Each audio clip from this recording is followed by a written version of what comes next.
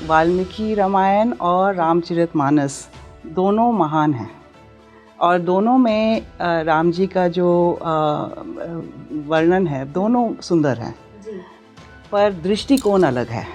परोपकार के लिए सही एक्शन लेना उसी स्थिति में उसको धर्म कहते हैं। नॉट फॉर कि अपने खुशी के लिए, हाँ, कि अपना भला देखा जाए पहले, नहीं। तो जैसे आप कह रहे थे कि राम जी क्यों गए जब सब ने कहा मत जाओ। तपस्वाध्याय निरतम तपस्वी वाक्विदाम्बरम नारदम परिपप्रच्छ वाल्मीकिर्मुनिपुंगवम कोन्वस्मिन् साम्प्रतं लोके गुणवान् कश्च वीर्यवान् धर्मज्ञश्च कृतज्ञश्च सत्यवाक्यो दृढव्रतः।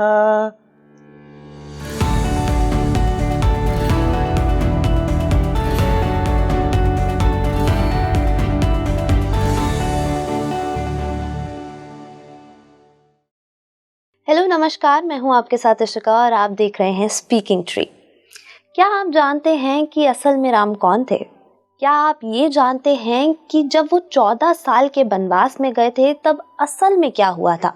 अगर नहीं तो ये पॉडकास्ट आपके लिए है। आज सभी सवालों के जवाब मिलने वाले हैं क्योंकि आज हमारे साथ स्टूडियो में मौजूद हैं स्पिरिचुअल सीकर और ऑथर प्रिया अरोड़ा जी। मैम बहुत बहुत स्वागत है आपका। जय श्री राम। जय श्री राम।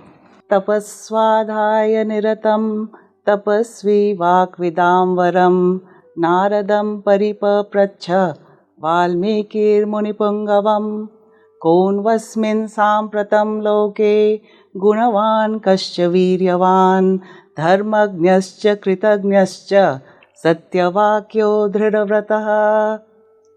बहुत खूबसूरत मैम, इतनी सुंदर शुरुआत आपने इस पॉडकास्ट की ऑलरेडी कर दी है। तो आज हम पूरी तरह से बात करने वाले हैं श्री राम पर कि असल में वो क्या थे, कैसे थे, उनकी जो प्रेम कहानी है सीता जी के साथ वो कैसी थी। साथ ही हम इस पे भी बात करेंगे कि वाल्मीकि रामायण कितनी ज़्यादा सही है और या तुलसीदास जी की रामायण जो लिखी हुई है वो कितनी सही है, क्योंकि लोग दोनों पढ़ते हैं, लोगों ने दोनों पढ़ी हैं। लेकिन आज आपसे हम जानना चाहेंगे कि किसका महत्व ज़्यादा है या कितनी ज़्यादा सच्चाई कौन सी रामायण में है।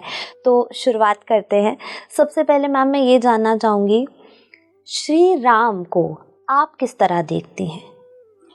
तो दोनों वाल्मीकि रामायण और रामचरितमानस दोनों महान हैं और दोनों में राम जी का जो वर्णन है दोनों सुंदर हैं जी, पर दृष्टिकोण अलग है। तो रामचरितमानस में तुलसीदास जी भक्त थे और वो 600 साल पहले लिखी गई थी। तो ये इनका जो वर्णन है दूसरा है।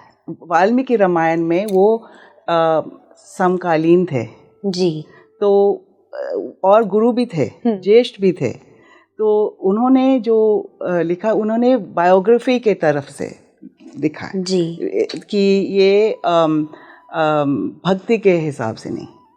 मतलब आप कह रहे हैं तुलसीदास जी का जो नजरिया था वो एक भक्त का नजरिया था और ये हिस्टोरिकल नजरिया है जी। और वाल्मीकि जी ने वो लिखा जो असल में उनके सामने घटित हुआ, जो हुआ था और जो उन्होंने जो माने एग्जैक्ट सिचुएशन जो घटा था, जो वहाँ घटी है, उन्होंने उसी का वर्णन किया है। उसी का वर्णन किया। तो ये है अलग और इसीलिए ट्रीटमेंट भी अलग है दोनों में कहानियों में। तो वाल्मीकि रामायण में स्टोरी जो है वो बहुत से सीन्स हैं जो तुलसीदास रामायण में नहीं है और जो तुलसीदास रामायण में है वो वाल्मीकि रामायण में नहीं है। ऐसी कौन सी घटनाएं हैं मैम, हम जानना चाहेंगे। तो एक है सबसे सॉर्ट ऑफ इम्पोर्टेंट है कि लक्ष्मण रेखा नहीं है वाल्मीकि रामायण में। तुलसीदास रामायण में लक्ष्मण रेखा है। वाल्मीकि रामायण में जब लक्ष्मण चले जाते हैं तो नमस्कार करके जाते हैं क्योंकि वो गुस्से में जाते हैं, क्योंकि सीता जी उनको मतलब कटु वचन बोल के उनको दुखी करा देती हैं तो वो चले जाते हैं बस ऐसे ही गुस्से में। पर तुलसीदास रामचरितमानस में वो लक्ष्मण रेखा बना के फिर जाते हैं और कहते हैं इसके अंदर में रहना, बाहर मत आना, क्योंकि शुरुआत से जो हमने पढ़ा है, जो स्पेशली मैंने जो पढ़ा है अभी तक, वो ये है कि उन्होंने एक लक्ष्मण रेखा बनाई थी लक्ष्मण जी ने कि आप इसके आगे पैर नहीं रखेंगे और अगर आपने रखा तो तबाही हो सकती है या कुछ बुरा हो सकता है।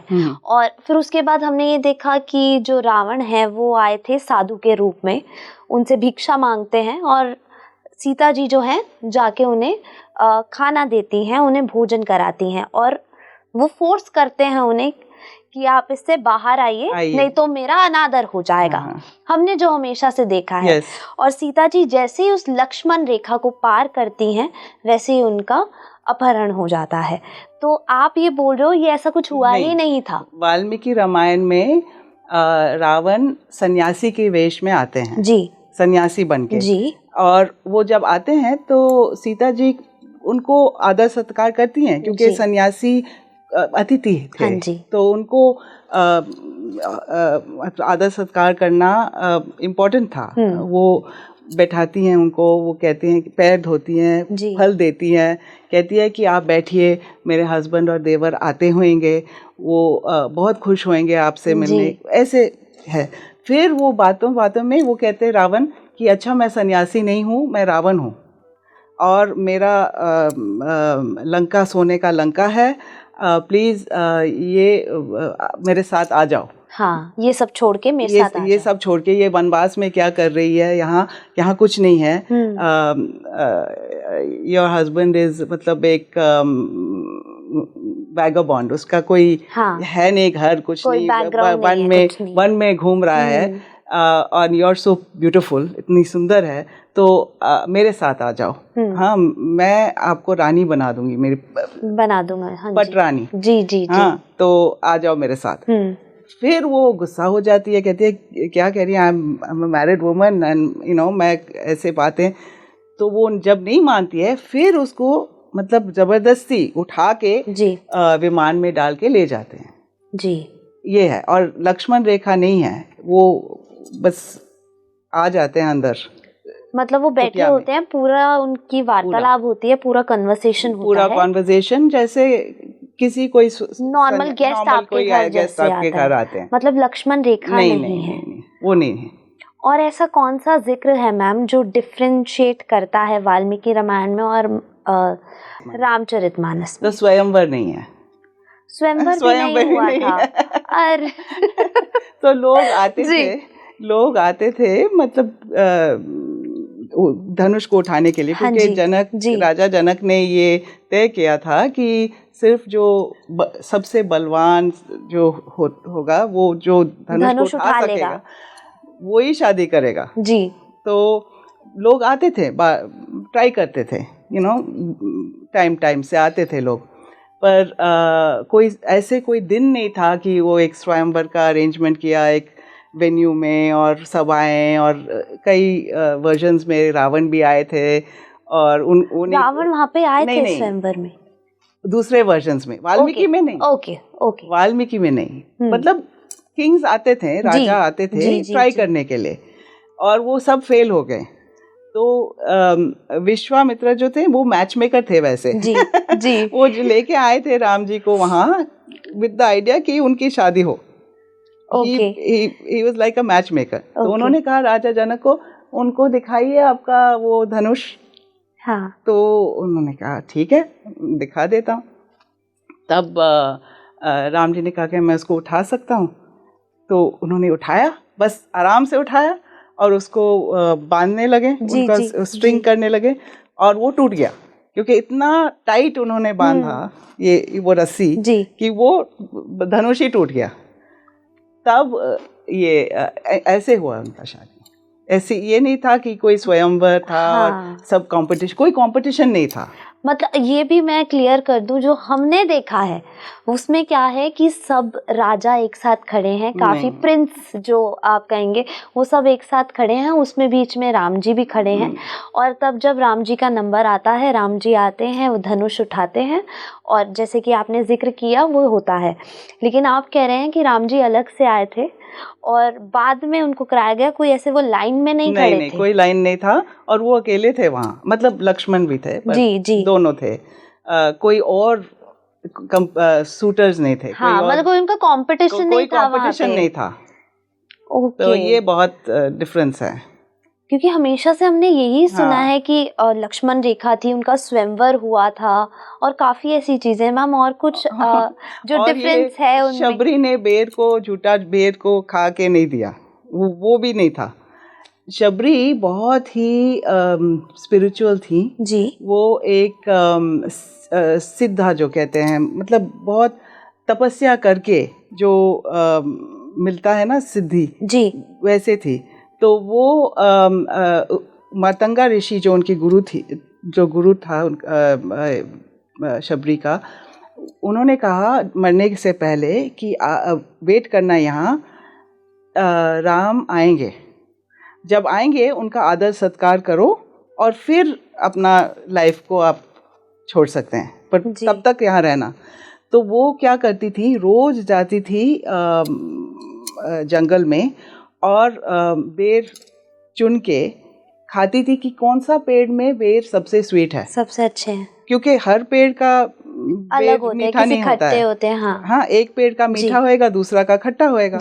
तो वो क्या चख लेती थी कि ये अच्छा, ये पेड़ में मीठा है, तो वो लेके बस रखती थी, पर वो झूठा बेर नहीं देती थी। सारे बेर झूठे नहीं करे थे? नहीं, सारे बेर नहीं। वो टेस्ट करती थी कि ये पेड़ ठीक है, और फिर जब राम जी आए तो उनको पता था कि अच्छा ये पेड़ में मीठे होते हैं बेर, तो वो लेके वो खिलाया, कि ऐसे बाइट करके नहीं दिया। ये भक्ति दिखाने के लिए बाद में रामचरितमानस में मुझे पता नहीं, पर दूसरे रामायण, बहुत रामायण है जी, इंडिया में भी और वर्ल्ड में भी। कितनी तरह की है मैम रामायण? कितने रामायण है? ओ, वो मुझे पता नहीं, बहुत सारे हैं, बहुत सारे हैं। एक रफ आइडिया अगर आप... एक वो भी मैं नहीं बता सकती हूँ, पर हर स्टेट में एक रामायण है और अपने हिसाब से वो लिखा गया, अपने हिसाब से लिखते हैं। तमिल रामायण, ये बंगाल रामायण है, तमिल रामायण है, कंबन रामायण, तो बंगाल में है कृत्तिबास रामायण, नेपाली रामायण है, मलयालम में एक रामायण है, और सबका भाव अलग है, सब में अलग है, कहानी में अलग है, पर ओरिजिनल है वाल्मीकि। ओरिजिनल कहानी जी, जो वाल्मीकि की है वो इतिहास है, बाकी को हम इतिहास नहीं कह सकते हैं जी। ये हम गलत नहीं है, भक्ति भी है एक इम्पोर्टेंट, कि ये नहीं है कि हम कह सकते इतिहास नहीं है तो गलत है, नहीं, पर जो ओरिजिनल है, अपना जो ओरिजिनल है जी, वो वाल्मीकि है, क्योंकि वो समकालीन थे जी। तो उन्होंने जो लिखा वो तो इतिहास है जी, और एक्यूरेट है। मैम, तो वनवास के समय क्या क्या हुआ था असल में, जो वाल्मीकि रामायण में है और तुलसीदास रामायण में नहीं है? एक तो आपने उसका जिक्र किया जो लक्ष्मण रेखा बनाई गई थी, लक्ष्मण रेखा जी। तो ये है ट्रीटमेंट कि जब भक्ति के दृष्टि से जो लिखा जाता है, तो राम जी में दिव्यता दिखाते हैं तुलसीदास जी। और वाल्मीकि रामायण में वो दिव्यता नहीं है, क्योंकि वाल्मीकि रामायण में उनको मनुष्य के रूप में दिखाते हैं। मनुष्य के रूप में उनका पूरा चरित्र, जो भी वो अचीव करते हैं, वो अपने एफर्ट से करते हैं जी। क्योंकि जो पैदा हुए थे राम जी, विष्णु अवतार जो लिए थे, वो रावण को मारने के लिए जन्म लिए थे, और रावण का वरदान था कि कोई उसको नहीं मार सकता था। ब्रह्मा जी ने उनको वरदान दिया था कि ना देवा, ना असुरा, ना राक्षस, ना किन्नरा, ना पशु, ना पक्षी, ना नागा, कोई नहीं मार सकता। और रावण ने अहंकार में कह दिया कि नहीं मनुष्य को छोड़ो, वो तो बिल्कुल बेकार है, वो कुछ नहीं कर सकते मुझे, उनको लिस्ट से हटा दो। तो ये एक लूप होल बन गया, ये लूप होल बन गया। यहाँ पे उनका अहंकार बोल रहा है। हाँ, ये अहंकार पर वो लूप होल बन गया जी, उनका मृत्यु का अहम लूप होल बन गया। तो जब राम जी जब वो विष्णु का अवतार में जब राम जी पैदा हुए, उनका कोई ज्ञात नहीं था कि वो अवतार थे, इस बात का उनका ज्ञान नहीं था। तो जब वो जिए थे लाइफ, उनका लाइफ में एक ऑर्डिनरी ह्यूमन बीइंग के जैसे, हाँ, मतलब सामान्य मनुष्य के जैसे पैदा हुए और उन्होंने अपना लाइफ लिव किया, जिया। हाँ जिया। कोई ये नहीं था कि किसी का हेल्प, बाहर का कोई दिव्य शक्ति का हेल्प उनको नहीं मिला। या वाल्मीकि रामायण के हिसाब से बता रहे हैं? वाल्मीकि रामायण से जी। तो तुलसीदास का रामायण में, तुलसीदास जी का रामायण में तो उनको उनमें दिव्यता थी। तो उनको पता था कि ये सीता जी का अपहरण होने वाला है, तो वो छाया सीता का वो एक्सचेंज हो गया अग्नि में। तो वो छाया सीता का अपहरण होता है, रियल सीता नहीं अग्नि के साथ सेफ रहती है। और फिर बाद में जब अग्नि परीक्षा जब होता है, तब उस टाइम एक्सचेंज हो जाता है। बस वो सिर्फ एक्सचेंज है, अग्नि परीक्षा एक्सचेंज के लिए किया जाता है। तो ये वाल्मीकि में नहीं है। वाल्मीकि में रियल सीता का अपहरण होता है। राम जी दुखी हो जाते हैं, एक्चुअली दुखी हो जाते हैं, बहुत दुखी हो जाते हैं, एकदम ऑलमोस्ट मतलब उनका do and die situation, he becomes like mad with grief जो कहते हैं, क्योंकि Sita was his heart. Yes. तो वो लव स्टोरी है, लव स्टोरी है, ट्रेजेडी है एक्चुअली। जी, आपने लव स्टोरी का पॉइंट छेड़ा, तो मैं जानना चाहती हूँ मैम, वाल्मीकि रामायण में आपने जिस तरह बताया कि राम जी बहुत दुखी हो गए थे जब सीता जी का अपहरण हुआ, जब रावण उनको लेके चले गए, लेकिन उसके बाद उनका फर्स्ट स्टेप क्या था? उसके बाद पहली चीज राम जी ने क्या की कि उनको लेके आए और वो जर्नी जो है रामायण की वो शुरू हुई? यस। तो क्या होता है जब लक्ष्मण निकल जाते हैं वहाँ से सीता को छोड़ के, कहते हैं कि मैं जा रहा हूँ, you said some things to me which I can't hear, तो मैं यहाँ से निकल रहा हूँ। हाँ, एंड कहते हैं कि वन देवता आपका रक्षा करे। वो चले जाते हैं और राम जी वहाँ से आते हैं और दोनों मिलते हैं, और लक्ष्मण को देख के राम जी तो बड़े एंग्शियस हो जाते हैं, कहते हैं क्यों सीता को छोड़ के आए हो यहाँ? तो कहते हैं she said these things to me, वो ऐसे बोली। तो राम जी ने उल्टा कहता है वो गुस्सा में कह दी होगी, तो that doesn't mean you come here, क्यों आए हो? एनीवे मुझे बहुत घबराहट हो रहा है कि कुछ हो गया, क्योंकि वो जो हिरण था वो राक्षस था, मरीची था। तो कहते हैं कि वो राक्षस था, तो मुझे बहुत घबराहट हो रहा है कि सीता को कुछ हो गया, उसको छोड़ के नहीं आना चाहिए था, यू नो। सो एनीवे तो वापस जाते हैं, देखते हैं कि वो जो कुटिया सब उथल पुथल सब मैस में है, सब चीज़ें बिखरे हुए हैं। तो वो ढूंढते हैं, वो बिल्कुल मतलब पागल हो जाते हैं। राम जी कहते हैं कि लक्ष्मण को कि I can not live without her, without Sita मैं अधूरा हूँ, मैं can not live without her, मैं वापस नहीं जा सकता हूँ, I have to find her. और वो सब भागते हैं, यहाँ पेड़ों को पूछते हैं, ये जानवरों को पूछते हैं, have you seen my wife, आपने देखा मेरी प्यारी सीता को, कहाँ गई है, किसने ले लिया? सब जगह ढूंढते हैं, पर फिर उनको गुस्सा चढ़ता है। कहते हैं कि अगर कोई नहीं बताएगा मुझे, मैं पूरा दुनिया को नष्ट कर दूंगा। यू नो, ये दिखाते हैं बहुत ह्यूमन साइड, जो राम जी ना कभी गुस्सा नहीं होते थे जी। पर वाल्मीकि रामायण में जब इनका इतना दुख था, तो पहले जब भी कोई दुख होता ना, हम ये ट्रेजेक्टरी है, पहले यू फील डिप्रेस्ड, फिर वो डिप्रेशन एंगर में परिवर्तन हो जाता है। ये हर कोई के साथ होता है, हर इंसान के साथ, हर इंसान, और इसीलिए वो बहुत रिलेटेबल है। तो वो गुस्सा हो जाते हैं, फिर लक्ष्मण उनको कहते हैं, शांत कर देते, कहते हैं कि आप कभी नहीं ऐसे किया, आप क्या बोल रहे हैं कि दुनिया को जला देंगे? अपने दुख के लिए औरों को का हानि पहुंचाना, ये कोई, ये आपका नहीं है, ये आप जैसे महापुरुष का नीति नहीं है, ये नहीं करना, तो तब वो शांत हो जाते हैं। पर ये दिखाते हैं वाल्मीकि रामायण में कि ये ह्यूमन इमोशंस नेचुरल हैं। हाँ, फर्स्ट रिएक्शन एक ह्यूमन का यही होगा है, पर we should not act on it.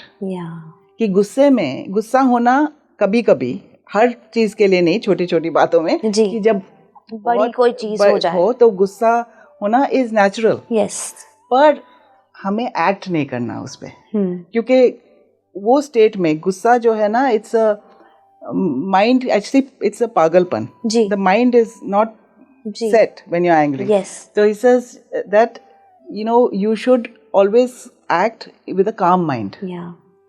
So Ram ji ये दिखाते हैं हमें कि गुस्सा अगर हो जाए तो ठीक है, but don't act on it.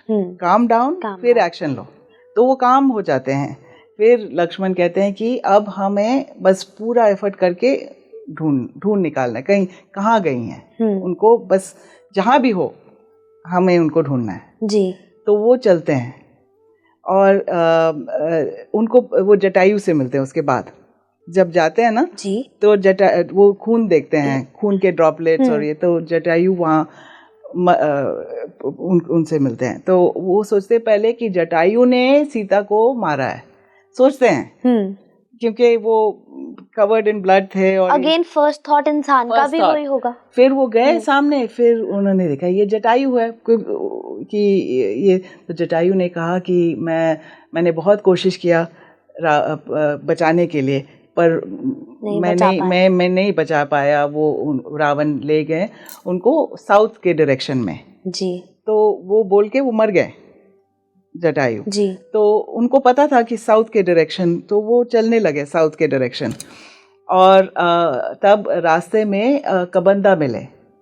कबंदा एक राक्षस बोलो था, वो एक डीमन था।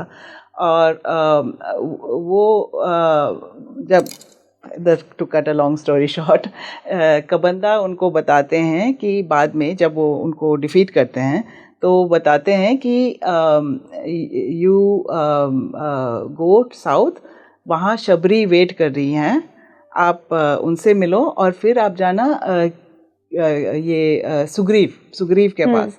वो भी, उनका वाइफ भी चुराया गया है रावण के थ्रू, ना रावण के थ्रू नहीं, वाली ने, रूमा, उनके वाइफ रूमा, उनको उनके भाई ने चुराया है। तो वो भी सेम पोजीशन में है जो आपके सिचुएशन है, उनका भी वो है। तो आप दोनों एक दूसरे का सहायता कर सकते हैं। तो आप उनके पास जाओ, और उनको पूरा दुनिया का ज्ञान है, क्योंकि वो बाली से जब भाग रहे थे ना, तो वो सब जगह गए भाग के कि वो बाली उनको पकड़े। और फाइनली वो अब ऋष्यमुख पर्वत में वहाँ आश्रय ले रहे हैं, क्योंकि वो वहाँ वाली नहीं जा सकते हैं। क्योंकि उन्होंने वाली का एक शाप मिला था कि अगर वो वहाँ ऋष्यमुख पर्वत में अगर वो पैर अगर डालें तो वो मर जाएगा। क्योंकि वाली ने एक असुरा को मारा एक पहले, और उसका बॉडी को फेंका, और ब्लड का जो छींटे सब उस ऋषि के आश्रम पे पड़ गए।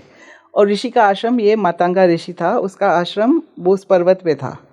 तो उन्होंने शाप दे दिया कि जिसने मेरा आश्रम को ये खराब कर दिया जी, वो अगर यहाँ आ जाए तो वो मर जाएगा। तो वो नहीं गया वहाँ वाली। तो वो गए वहाँ, राम वो जी वहाँ पे जाके उन्होंने आश्रय लिया। और फिर वो शबरी से मिलके फिर राम जी लक्ष्मण वहाँ ऋष्यमुख पर्वत में पहुँच गए। और जब वो आते हैं ना, तो सुग्रीव देखते हैं कि दो लंबे, मतलब जिम बॉडी के लोग आ रहे हैं, बहुत पहलवान और स्ट्रॉन्ग और बोझ के, पर सन्यासी हैं। वेश तो सन्यासी है पर शरीर तो क्षत्रिय है। तो वो देख के बोलते हैं अच्छा, दिस इज़ वेरी स्ट्रेंज। और वो डर गए। उन्होंने सोचा कि वाली ने भेजा, कहते वाली खुद नहीं आ सकता है। हाँ। पर शायद वाली ने इनको भेज दिया मुझे मारने के लिए। तो वो हनुमान को, पर हनुमान जी बहुत ही स्मार्ट थे। वो कहते हैं कि नहीं, उनके मुंह देखो, वो लगता है कि उनके अपने ही कोई कष्ट है, उनके मुंह से जी। ये मारने के लिए मेरे ख्याल से नहीं आए, क्योंकि अपना मुंह से लगता है कि उनका अपना ही कोई कष्ट है। तो सुग्रीव कहते हैं नहीं नहीं नहीं, मुझे ये पता नहीं, जाके देखो, उनसे बात करो। तो जाते हैं हनुमान जी, और जब जाते हैं तो वो पूछते हैं आप कौन हो, क्यों आए हैं जी। और ऐसे बात करते हैं कि ये इंटरेस्टिंग कि वो मतलब मंकी नहीं थे, वो वानर थे, मतलब वन के नर। वानर जो थे ना वो मंकीज नहीं थे, वाल्मीकि रामायण में वो ह्यूमन थे। मतलब आप कह रहे हैं हनुमान जी मनुष्य थे, वाल्मीकि मनुष्य थे, पर वो वन के नर थे, मतलब ट्राइबल कह सकते हैं या ऐसे, पर वो बंदर नहीं थे। लेकिन जो हमने देखा है उनको जिस तरह, और जिस तरह उनका चरित्र हमारे सामने दिखाया जाता है कि वो एक वानर की तरह दिखाया जाता है कि वो एक बंदर थे। और उनका अगर आप फेस स्ट्रक्चर देखें तो भी वो थोड़ा बहुत उससे रिलेट करता है। तो ऐसा क्यों था फिर? क्या असल में भी ऐसा था वाल्मीकि रामायण के जरिए अगर आप बता रहे हैं? तो ये बहुत साल पहले की कहानी है। हाँ, तो उन जमानों में शायद ह्यूमन बीइंग्स के दूसरे स्पीशीज भी होते थे जी। जैसे हमें पता है कि निएंडरथल्स होते थे, होमो सेपियंस जब इवॉल्व हो रहे जब थे। हाँ, तो और भी बहुत स्पीशीज थे ह्यूमंस के, तो शायद ये कोई ह्यूमन के दूसरा स्पीशीज हो सकते थे। मुझे पता नहीं, पर वो बंदर नहीं थे। वो बंदर नहीं थे, इतना मैं कह सकती हूँ कि वाल्मीकि रामायण में वो बंदर नहीं थे। वो एक ह्यूमनॉइड स्पीशीज कह सकते हैं। और रामचरितमानस में उन्हें उन्होंने अवतार बताया है। यस। तो जब वो आते हैं हनुमान जी जब बात करते हैं, तो राम जी उनको देख के लक्ष्मण को कहते हैं कि जो ऐसे बोल रहे हैं ना, ये डेफिनेटली मतलब वेद पंडित है, क्योंकि जैसे इन्होंने जैसे कि नान ऋग्वेद विनीतस्य, मतलब जो ऋग्वेद का जो विनीत ह्यूमिलिटी जी इसने सीखा है डेफिनेटली। कैसे ना यजुर्वेद हरिणः, जो यजुर्वेद का जो मेमोरी किया है या जी, और जो सामवेद का विदूषक है, जो ज्ञानी है हाँ, सिर्फ ऐसे बोल सकता है, नहीं तो नहीं बोल सकता है ऐसे, इतना स्किलफुली बातें नहीं कर सकता है, समझदारी से, बिल्कुल समझदारी से है। तो अगर वो वेद पंडित थे तो कैसे बंदर होते जी? नहीं, he had to be a human species जी। वहीं जो मैंने एक बात छेड़ी तुलसीदास जी की रामायण में, ये बिल्कुल स्पष्ट किया गया है कि जो हनुमान जी थे वो एक तो हेल्पिंग हैंड उनका बने राम जी का, कि आगे तक उनको लेके गए ताकि वो सीता मैया को लेकर आ सकें वापस। लेकिन हनुमान जी को शिवजी जी का रूप बताया गया है, तो क्या वो भी एक भक्ति की नज़र से बताया गया है? क्या वो सच था? तो सब देवता जो थे वो उनका वो अवतरित हुए थे वानर के रूप में। जैसे हनुमान जी शिव जी के रूप थे, वाली इंद्र के रूप थे, सुग्रीव सूर्य के रूप थे, तो सब ऐसे थे।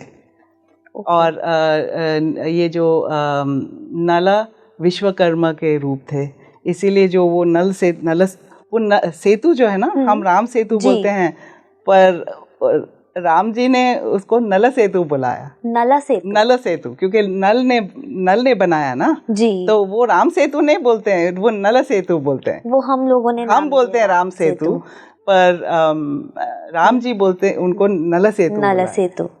वो नल सेतु था क्योंकि वो विश्वकर्मा के अवतार थे। हाँ जी, तो सब वानर थे अवतार। मैम, आपने यहाँ राम सेतु का जिक्र किया। हमने हमेशा से जो देखा है कि पूरी वानर सेना आई थी उनके लिए, वो सेतु बनाने के लिए, उनके लिए वो रास्ता बनाने के लिए, और बड़े पत्थरों पर श्री राम लिखकर पानी में तैराया गया था, वो फ्लोट हो रहे थे। तो ये कहाँ तक सच है, या सच में वो इतने भारी पत्थर पानी में फ्लोट हो रहे थे? नहीं, ये वाल्मीकि रामायण में ऐसे नहीं है, ये वाल्मीकि रामायण में राम जी, जैसे मैंने पहले कहा, वो साधारण मनुष्य थे जी। तो ऐसे डिवाइन हेल्प उनको नहीं मिला कि पत्थर में उनका नाम लिख के वो फ्लोट हो जाए। ये तो दिव्यता है ना जी। तो ये नहीं था। जो भी हुआ था वो परिश्रम से हुआ था, मेहनत से हुआ था। और ये उन्होंने बड़े बड़े बोल्डर्स को लेके आए वहाँ। और वरुण देव ने कहा था कि समुंदर बहुत गहरा होता है तो उसको उसके ऊपर सेतु बनाना मुश्किल है, डिफिकल्ट। तो उन्होंने कहा कि एक जगह है जहाँ एक समुंदर उठा हुआ है, समुंदर का मतलब समुद्र में ही एक जगह है जो उठी हुई है। हाँ, और वहाँ उसके ऊपर पत्थर और ये वृक्ष के लॉग्स जो हैं वो डाल के टिकाए जा सकते हैं, उसको ऊंचा कर सकते हैं और उसके ऊपर फिर आप चल सकते हैं।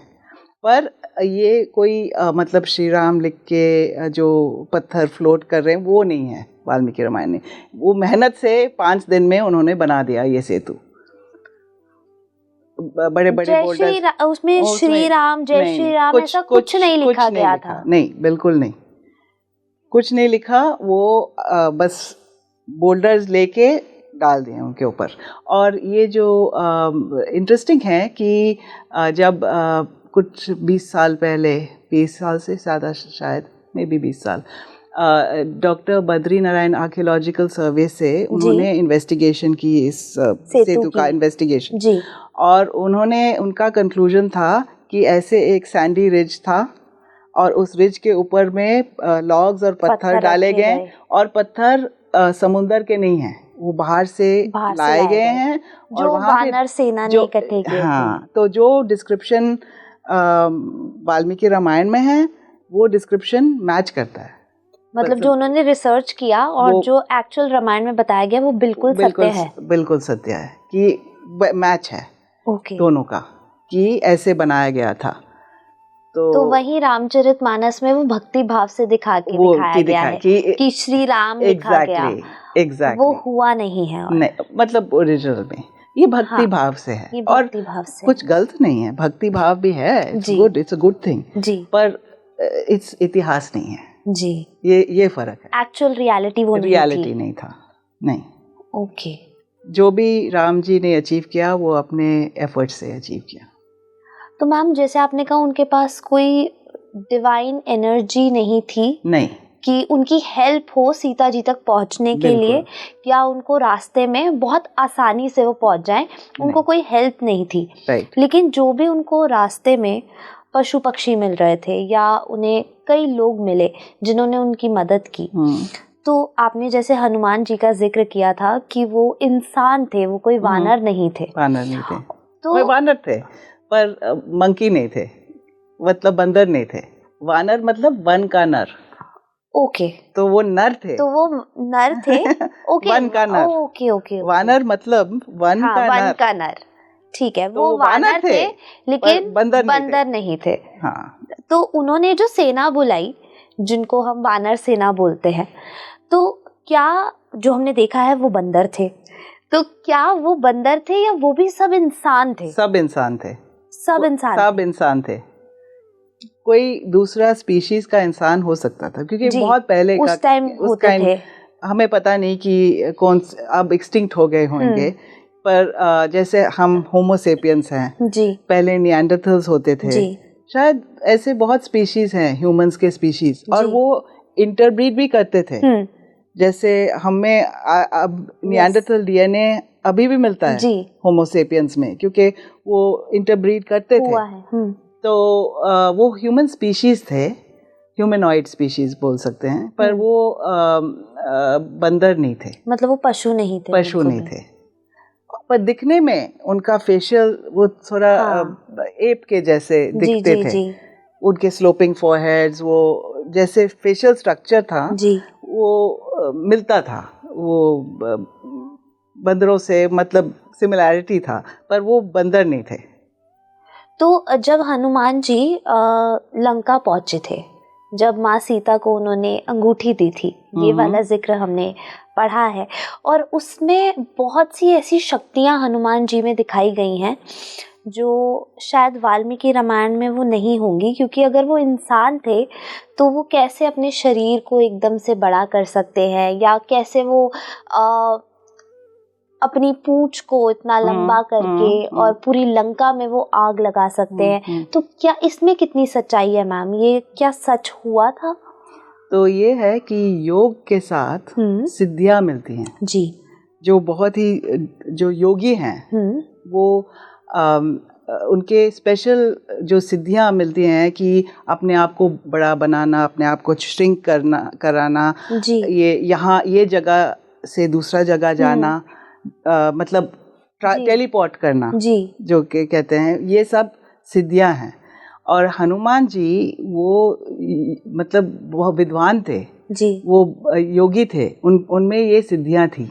तो वो मनुष्य थे पर जैसे ऋषि मुनि में ये सिद्धियां आ जाती हैं, सिद्धियां आ जाती। परशुराम जी जो थे वो कर सकते थे, एक जगह से दूसरा जगह पहुंच जाते थे बिना कोई व्हीकल के जी, बस सोच के बस पहुंच जाते थे। हाँ, और हनुमान जी भी पूरा उड़ के जाते थे। और हनुमान जी के ये सिद्धियां उनमें भी जैसे ऋषियों में वैसे भी था।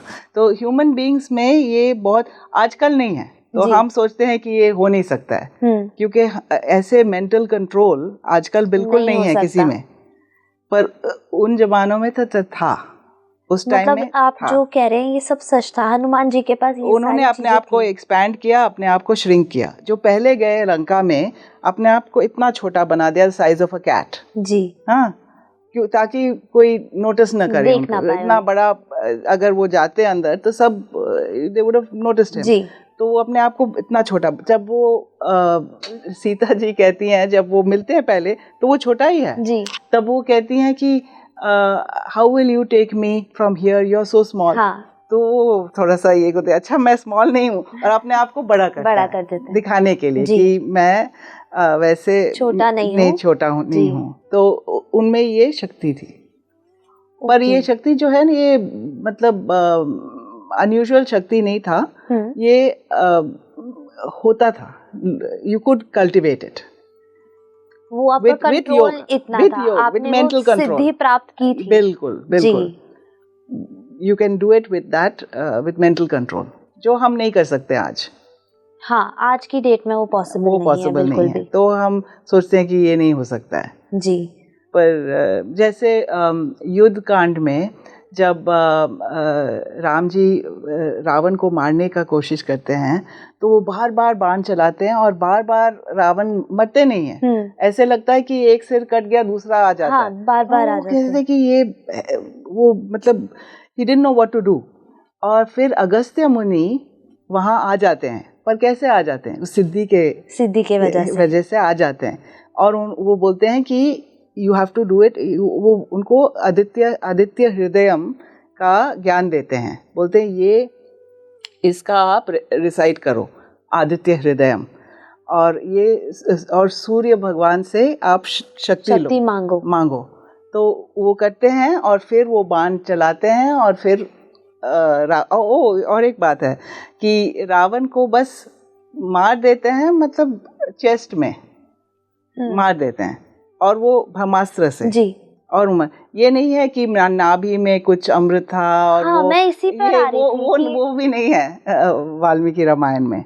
वो जो मारते हैं राम जी, जब रावण को मारते हैं, वो बस बाण चलाते हैं, ब्रह्मास्त्र, और वो मर जाते हैं। जो उन्होंने सूर्य से शक्ति लेकर चलाया था, सूर्य से शक्ति लेके बस he was able to do that killing। yeah। तो उन्होंने मतलब जो हमने वही सुना है रामचरितमानस के जरिए कि उन्होंने नाभि में मारा था। कि उनको बताया गया था कि अगर आप रावण की नाभि में मारेंगे तब उसकी मृत्यु होगी। तो ये वाल्मीकि रामायण में नहीं है, ये सच्चाई नहीं है, वाल्मीकि रामायण में नहीं है। ये भक्ति भाव से बोली गई चीज है। भक्ति भाव से बोलते हैं, विभीषण ने बताया जी कि ये है इसका सीक्रेट, कि नाभि में मारने से फिर वो मर जाएगा, नहीं तो नहीं मरेगा। हाँ, पर ये नहीं हुआ था, ये नहीं हुआ है। नहीं। तो it's interesting, it's very interesting, very different, very different. Actually जो वाल्मीकि रामायण है, ज़्यादा रियल है, इट्स वेरी रियल। जब व्हेन यू रीड इट ऐसे नहीं लगता है कि ये मिथ है जी लगता है कि ये रियल है, हाँ, ये हुआ है। तो एग्जैजरेशन तो है, हर एपिक स्टाइल में तो कहते हैं कि एग्जैजरेशन तो है जी, पर और ये काफ़ी कहानियाँ जोड़ी गई हैं, वो भी हो सकता है क्योंकि इतने सालों से सालों पुराना है ये, coming down from so long, so ये है। बट द बेसिक स्टोरी वो सच है, the basic historicity is there. Okay, कि राम थे, हमारे पूर्वज थे, राजा थे और राम राज्य था, ये सब सच्चाई है, ये सब सच्चाई है। ओके मैम, मैं अब आपसे जानना चाहती हूँ कि एक्चुअल में जो हमने हमेशा से देखा है कि राम जी का स्वयंवर हुआ था, तब वो सीता जी से मिले थे और वो इतना प्यार उनसे करते थे, क्योंकि जब भी हम किसी को आशीर्वाद भी देते हैं तो हम बोलते हैं राम सीता की जोड़ी है, हमेशा ऐसे बोला जाता है। तो दोनों मिले कहाँ थे, राम और सीता, ये जोड़ी बनी कैसे? तो ये विश्वामित्र जो ऋषि जो थे जी, वो मैच मेकर थे। ओके। तो वो राम जी को लेके आए मिथिला, और लेके आए ताकि वो धनुष को उठा सके, और उनको पता था कि वो उठा सकेंगे क्योंकि वो ऋषि थे, उनको पता था कि ये he'll be able to do it। So वो लेके आए उनको, और फिर राजा जनक को बोले कि उनको दिखा दो, राम लक्ष्मण को दिखा दो धनुष। तो उन्होंने पूछा मैं क्या उठा सकता हूँ उसको? तो कहता उन्होंने उठाया, और उठा के फिर उसको वो बहुत आराम से उठा लिया, आराम से उठा लिया, बिल्कुल विदाउट एनी ट्रबल, कोई मेहनत नहीं की, बस ऐसे उठा लिया। और फिर वो बांधने लगे उनको, वो स्ट्रिंग जो लगाते हैं ना धनुष में, वो बांधने शुरू किए, और वो जब इतना टाइट उन्होंने बांधा कि वो धनुष टूट गया। और फिर राजा जनक तो बहुत खुश हो गए कि अच्छा फाइनली इतने लोग आए हैं कि ट्राई करने के लिए, इतने लोग आए, सब फेल हो गए। ही वाज सो हैप्पी कि अब he is got a good husband for his daughter, his precious daughter. So तब वो पहले नहीं बोलते कि वो मिले थे, कई दूसरे रामायण में वो गार्डन में मिलते हैं, यहाँ मिलते हैं, मंदिर में मिलते हैं, वाल्मीकि रामायण में ऐसा नहीं हुआ है वो। लेकिन क्या सच में राम जी ने पहले सीता जी को देखा था शादी करने से पहले? वो वाल्मीकि रामायण में नहीं बोलते हैं कि नहीं, वाल्मीकि रामायण में उन्होंने धनुष उठाया, फिर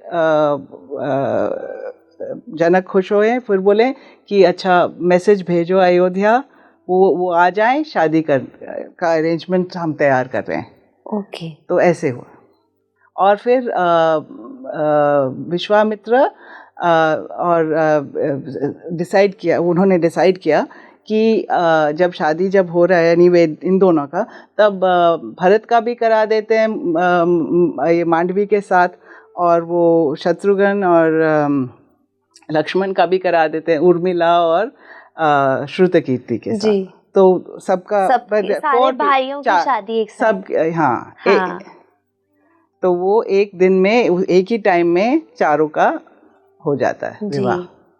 और जब शादी करके घर आते हैं, उसके कितने टाइम बाद श्री राम को वनवास के लिए भेजा गया था? तो ये इंटरेस्टिंग है क्योंकि जब वो शादी के लिए मतलब जब विश्वामित्र ले जाते हैं उनको अपने यज्ञ का रक्षा करने के लिए, हाँ, तो जब मांगते हैं कि राजा दशरथ से वो पूछते हैं कि I want to take your son, कि टू मेरे यज्ञ का रक्षा करने के लिए। दो राक्षस हैं, सुबाहु और मरीच, और वो यज्ञ में मतलब मीट फेंकते हैं, भंग करते हैं मेरा ये, तो ये रक्षा के लिए आप प्लीज़ राम को भेजना। तो दशरथ तो बेहोश हो जाते पहले क्योंकि और फिर वो जब वो रिवाइव हो जाते हैं, वो कहते हैं कि ऊन षोडश वर्षों में रामो, so he says my Rama is वो षोडश 16, 16 से कम है। ये नहीं बोलते हैं कि वो 16 वर्ष के हैं, बोले 16 से कम। 16 के कम मतलब 16 क्यों? कि 16 वो एज था जो युद्ध करने के लिए लायक हैं। जैसे ड्राइवर लाइसेंस के लिए, ड्राइविंग लाइसेंस के लिए 18 है क्या जी।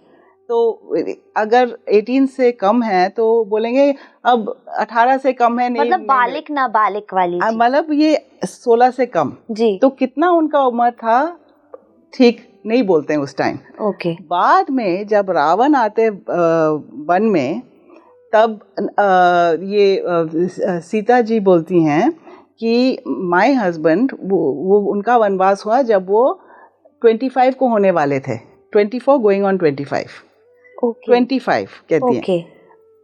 तो उसका वनवास तब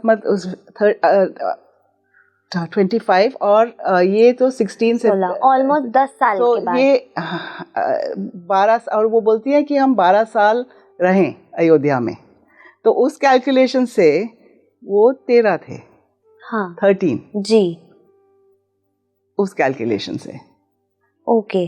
सो यू हैव टू सी कि टेक्स्ट में क्या कह रहे हैं। हाँ। तो टेक्स्ट में कहती हैं कि 25 और हम 12 years वी स्टेड टुगेदर, तो उसका मतलब वो 13 ही होएगा। 13 होएगा। Okay. So that was the thing. तो जब ये चीज़ हुई, जब उनको बोला गया कि आपको 14 साल का वनवास करना है, माँ सीता के पास ऑप्शंस थे कि वो रुक जाएं, लेकिन ऐसा क्यों नहीं हुआ? वो रुकी क्यों नहीं? और श्री राम को भी मना किया जा रहा था कि आप मत जाइए, तो तब भी वो गए। ऐसा क्यों हुआ? क्योंकि दोनों धर्मज्ञ थे। धर्मज्ञ का मतलब है धर्म को जानने वाला, धर्मज्ञ, धर्म का ज्ञान जिसका हो उसको बोलते हैं धर्मज्ञ। और धर्म जो है, इसका एक्सप्लेनेशन बहुत डिफ़िकल्ट है, क्योंकि धर्म कोई रूल नहीं है। धर्म का जैसे अगर समझाना हो, इट्स सही काम करना, सही एक्शन लेना उसी परिस्थिति में, फॉर परोपकार। हाँ, दूसरों की भलाई के लिए, दूसरों के भलाई के लिए, परोपकार के लिए सही एक्शन लेना उसी स्थिति में, उसको धर्म कहते हैं। नॉट फॉर कि अपने खुशी के लिए, हाँ, कि अपना भला देखा जाए पहले, नहीं।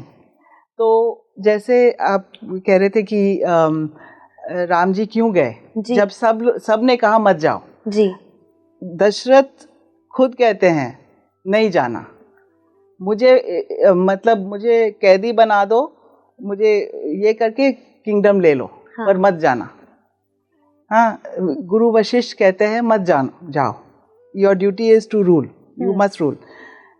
कौशल्या हिज मदर कहती है कि ओके, अब फादर के लिए जा रहे हो, मैं माँ हूँ, मैं कह रही हूँ मत जाओ। और मातृदेवो भव है ना जी, you have to treat your mother like a god. So this is, mother is saying don't go, फिर भी वो गए। क्यों गए? धर्म के लिए गए, क्योंकि वो नहीं चाहते थे कि अपने फादर का जो वचन उन्होंने दिया कि वो टूट जाए। तो अपने फादर के वचन को बचाने के लिए उन्होंने ये वनवास, मतलब बोली हुई बात का महत्व रखते थे। और अपने फादर की बोली हुई बात, अपने भी नहीं, अपनी भी नहीं जी, अपने फादर की बोली हुई बात को, उसको रखना, ये था उनका रीजन। वो धर्म है जी, कि do the right thing, do the right thing. और सीता जी सेम रीजनिंग कि वो अर्धांगिनी थी, right, half his body, right. So कहती हैं कि इफ यू, अगर आपको अगर वनवास मिला है तो मुझे भी मिला है, क्योंकि मैं आपका हाफ बॉडी हूँ। तो धर्म है कि हम दूसरे एक साथ रहें जी, हस्बैंड एंड वाइफ और वन एंटिटी। ऐसे कैसे हो सकता है कि आपको वनवास मिला और मैं महल में रह जाऊं? तो राम जी कहते हैं कि मत आना, वहाँ बहुत मुश्किल है, पता नहीं क्या मच्छर है, हाँ। मच्छर है, पता नहीं क्या सांप है, मच्छर है, हाँ। वहाँ कोई सोने का जगह नहीं है, जमीन पे, और खाना भी नहीं है, हाँ। खाना ढूंढ के फल फूल ये सब ला के खाना वो बस, और कभी मिलता भी नहीं है। ऐसे नहीं है कि कोई खेत है, वहाँ जंगल है तो कहीं मिलेगा कहीं नहीं मिलेगा, भूखा भी रहना पड़ता है। तो उसने कहा कि कोई प्रॉब्लम नहीं है, हम एक साथ हैं। कोई भी अगर खुशी में और दुख, सुख और दुख दोनों में हम साथी हैं। दो शरीर एक जान, दो शरीर एक जान जी। तो ये धर्म है कि हस्बैंड और वाइफ का धर्म है। इट्स नॉट दैट शी ये फॉलो किया जस्ट आउट ऑफ ओबीडियंस जी, ये नहीं, धर्म के लिए।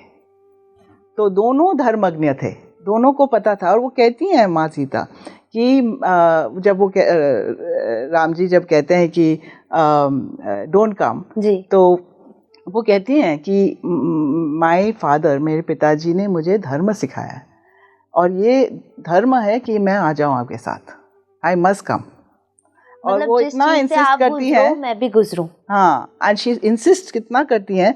राम जी तो बार बार बोलते हैं नहीं नहीं नहीं नहीं आना, तो वो इतना इंसिस्ट करती है। कहते हैं क्या, वो कहते हैं राम जी कि वहाँ भयंकर पशु है, ये है, राक्षस है, कैसे प्रोटेक्ट हो, how will you be protected. तो वो कहती हैं कि अच्छा, did my father marry me to a woman. हाँ, कहते हैं कि क्या मैंने स्त्री से शादी की क्या, कि आप प्रोटेक्ट नहीं कर सकते। तो उन्होंने कहा प्लीज आ जाओ मुझे स्त्री मत बुलाना तो आप आ जाइए। तब वो दोनों चले गए जी, इसलिए, पर धर्म के लिए। लेकिन धर्म की जहाँ तक बात आती है, बहुत लोगों में शायद ये मिथ भी हो सकता है मैम, मैं इसकी बिल्कुल स्पष्टता से इसको नहीं बताऊंगी, लेकिन बहुत बार ये भी बोला गया है, जब अग्नि परीक्षा की बारी आई थी, जब सीता माँ ने खुद अग्नि परीक्षा दी थी और अपने आप को प्रूव किया था कि मैं बिल्कुल स्वच्छ हूँ, मैं बिल्कुल प्योर हूँ, मैं मेरी प्योरेस्ट फॉर्म है ये। बेशक मेरा अपहरण हुआ था, बेशक मैं वहाँ से आई हूँ, लेकिन तब भी उन्होंने अग्नि परीक्षा दी। तो अग्नि परीक्षा जब दी उन्होंने, तो तब राम जी ने क्यों नहीं बोला, तब धर्म का जिक्र क्यों नहीं आता? ये इंटरेस्टिंग है जी, क्योंकि जब पूरा जो ये जब ढूंढते हैं सीता जी को, जाते हैं ढूंढने, राम जी एकदम डिप्रेस्ड हैं, रोते रहते हैं कि I can not live without हर, उसके बिना मैं नहीं जी सकता है, आई वॉन्ट हर, मेरी वाइफ है, उसके बिना मैं एक मिनट में नहीं रह सकता हूँ, ये सब रोता रहे। और लक्ष्मण बार बार उनको बस कंसोल करते हैं, कहते हैं कि डोंट वरी, हम ढूंढ निकालेंगे, will find her, will find her. हाँ, और वो कहते हैं कि पता है Lakshman, I have lost what is most precious to me, जो सबसे मेरा दिल के करीब है, उसको मैंने खो दिया, आई कैन नॉट लिव। हाँ, और जब वो सीता से मिलते हैं युद्ध के बाद, इट्स वेरी ऑड कि वो एकदम कोल्डली खड़े हो जाते हैं ऐसे और बोलते हैं कि we can not live together any more, हम एक साथ नहीं रह सकते, हम एक साथ नहीं रह सकते। कहते मतलब हैं कि जिसके लिए इतना जतन किया उन्होंने। हाँ, तो ये ऑड है ना जी। हाँ, तो वो कहते हैं, पर ये कारण है जो जिसलिए कहते हैं कि हम एक साथ नहीं रह सकते हैं, क्योंकि अब आप ऐसे एक लाइट के जैसे हैं, लैम्प अंधे के लिए, फॉर अ ब्लाइंड पर्सन आप एक लैम्प के जैसे हैं। उसका मतलब है कि वो प्योर है, लैम्प लाइट तो प्योर है, पर जो लोग जो देखेंगे वो अंधे हैं, वो नहीं समझेंगे कि आप प्योर हैं, तो ये उन्हें उस लैम्प की महत्वता नहीं पता। हाँ, तो ये वो एग्जाम्पल देते हैं राम जी, कहते हैं कि you are like a lamp, bright lamp, bright light for a blind person. तो मतलब उनको हिंट देते हैं कि क्यों वो कर रहे हैं, कि ये it's not because he believes but because people will not accept. और क्यों, व्हाई इज इट इम्पोर्टेंट कि people won't accept? The reason is क्योंकि जो लोग सब उल्टा सीधा जो बातें करेंगे, वो सीता जी को डेफिनेटली दुख होएगा, राइट? आजकल के ज़माने में, हाँ, आजकल के ज़माने में भी अगर कोई ज़्यादा ट्रोल करे तो कैसे लगता है? बहुत बुरा लगता है। बुरा लगता है। तो वो नहीं चाहते थे कि सीता जी वापस जाए अयोध्या और लोग ये सब उल्टा सीधा would say all this wrong things. So इसीलिए उनको ऐसे लगा कि she must prove her purity for the public, not for him, पर औरों को एक बार क्लियर करना चाहिए कि वो प्योर है। लेकिन तो ये जो होता है जब वो करती है, वो बहुत स्ट्रांग है, सीता जी तो बहुत स्ट्रांग थी जी। वो कहती है कि you are talking to me like an ordinary person talks to an ordinary woman, पर मैं ऑर्डिनरी नहीं हूँ, मैं भूमिजा हूँ, मैं भूमि से हूँ, भूमि की बेटी हूँ जी, तो धरती की बेटी हूँ। तो कहती हैं कि मैं अपने प्योरिटी को प्रूव करूँगी। तो कहती है चिता में कुरु सौमित्री, लक्ष्मण को कहते हैं कि चिता बना दो, वो आग का फायर जो बोलते हैं चिता कर मैं प्रूव करूंगी अपने आप को। तो वो जाती है। तो राम जी क्यों उनको नहीं रोकते हैं, ये आपका क्वेश्चन है जी। क्यों नहीं रोकते हैं जी? क्योंकि उनको पता था कि वो उसको कुछ नहीं होएगा, क्योंकि वो इतनी प्योर थी कि the fire will not touch her. ये है डिस्क्रिप्शन। नाउ हम कह सकते हैं कि शायद is this odd, it could be, ऐसे हो सकता है कि जो वाल्मीकि ने ये जो कि इंग्लिश में कहते हैं मेटाफर के हिसाब से ये बताया है। Maybe she didn't actually walk through the fire, maybe I don't know, I am just trying to analyse कि अभी के टाइम से मैं एनालाइज कर रही हूँ कि शायद वाल्मीकि में ऐसा कुछ नहीं, वाल्मीकि में कहते हैं वो फायर में वॉक थ्रू द फायर, वो नहीं बैठी, नहीं, वो बस अंदर गई और निकल आई। अग्निदेव उनको बस ऐसे पकड़ के ले आते बाहर, और अग्निदेव कहते हैं कि ये आपकी सीता, राम जी को कहते हैं, वो मैं साक्षी हूँ कि ये बिल्कुल स्वच्छ है, बिल्कुल प्योर है। और राम जी कहते हैं मुझे पता है, वो सीता जी वो कहते हैं कि अबाउट हर कि विशुद्धा त्रिषु लोकेशु, विशुद्धा means purest of the pure, त्रिषु लोकेशु मीन्स तीनों लोकों में ये सबसे प्योरेस्ट ऑफ प्योर है। तो ये मुझे पता है। तो अग्नि परीक्षा उन्होंने इसलिए किया कि औरों को, जनता को ये ज्ञात हो और वो उनको तंग नहीं करें। लेकिन मेरा फिर सवाल यही है कि अगर राम जी मतलब उनका इतना साम्राज्य था और राजा थे, और अगर वो एक बार जनता को बोल देते या एक बार अपने आसपास वो बोल देते और बिल्कुल ऐसे जैसे बोलते हैं पत्थर की लकीर, क्योंकि वो जो भी बोलते थे उनकी बात मानी जाती थी, सब बहुत अच्छे से मानते थे।